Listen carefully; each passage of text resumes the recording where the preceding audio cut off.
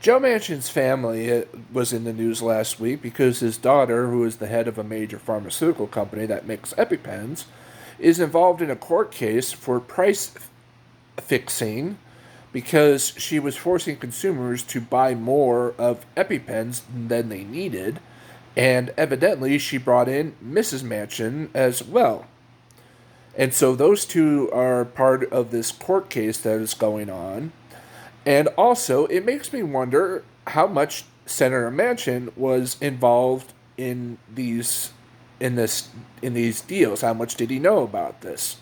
And also, I'm starting to wonder how much he used his influence as a senator to kill deals for pharmaceutical price control, because that has been an issue that has come up several times in his tenure.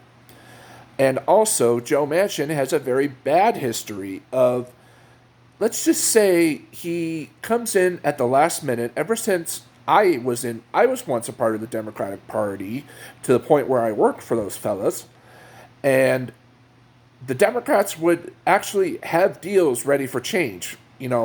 Gun, let's just say, gun violence, guns were one deal, financial protections were another. And Joe Manchin would come in and kill the deal. Just kill it.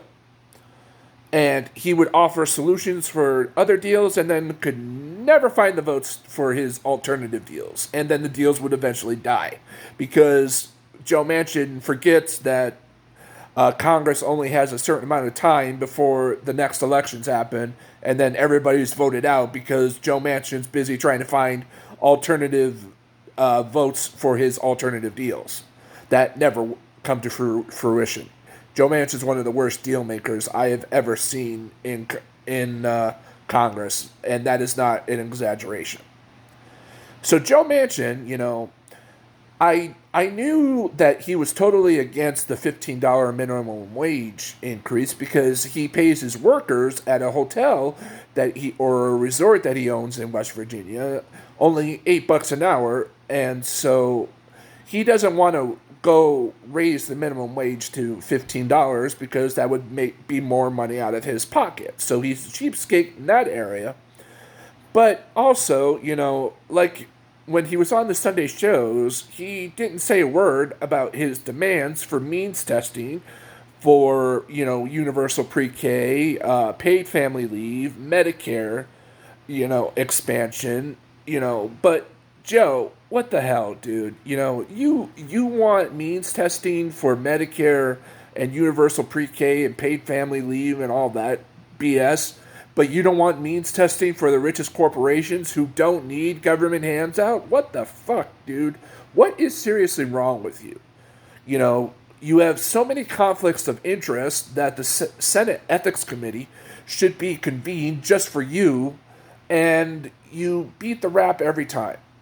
I really do hope the people of West Virginia don't re-elect you in 2024 because you have been a stain on the Democratic Party ever since you came into the Senate.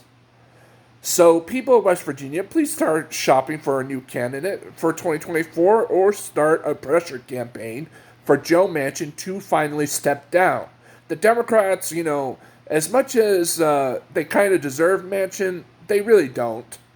They do deserve somebody better in West Virginia, and I hope to God they find a replacement.